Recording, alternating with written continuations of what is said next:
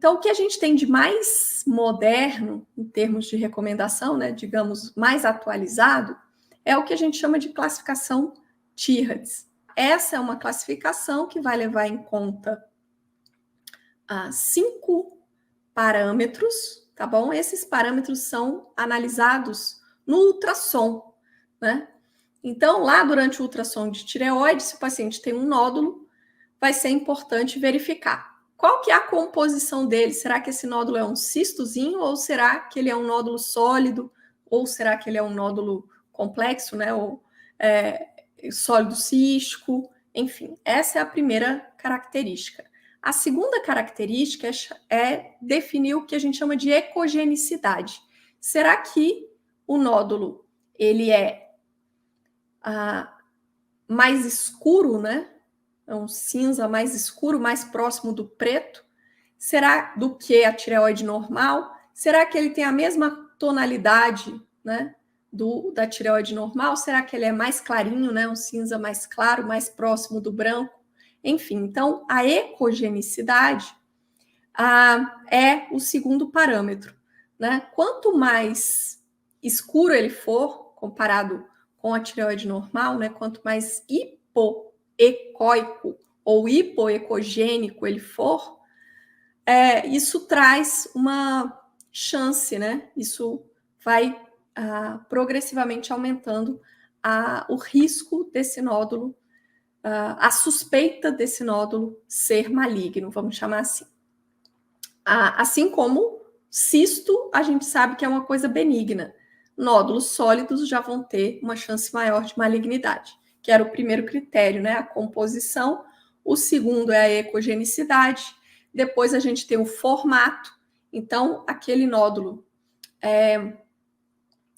mais alto do que largo, ele também é um nódulo que tem mais chance de ser maligno. As margens do nódulo, né? Então, se o nódulo tem os limites bem definidos, as margens, né, bem definidas, bem delimitadas, isso deixa enfraquecida a suspeita para malignidade. Se os limites são imprecisos, tem um risco maior.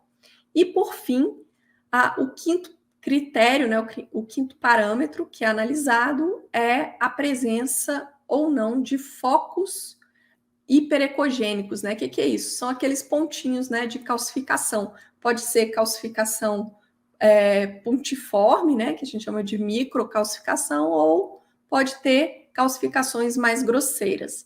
Se o nódulo tiver calcificações, isso também reforça uma suspeita para malignidade. Então, o que acontece com a classificação Tierhatz? A classificação Tierhatz pega esses 5 parâmetros e dá pontos, né, em cada um desses parâmetros. E aí, quando você soma os pontos, né, para cada um dos 5 parâmetros, daí você vai chegar na classificação. Então, um Tierhatz 1 é quando você tem 0 pontos. Tierhatz 2 é quando tem 1 ou 2 pontos. Tierhatz 3 é quando tem 3 pontos. Tierhatz 4 quando tem de 4 a 6 pontos. E o Tierhatz 5 é quando tem a partir de 7 pontos na classificação. E aí, de acordo com isso, então, eu tenho Tierhatz 1, 2, 3, 4 e 5. E aí, a partir disso, eu vou olhar o tamanho do nódulo, né?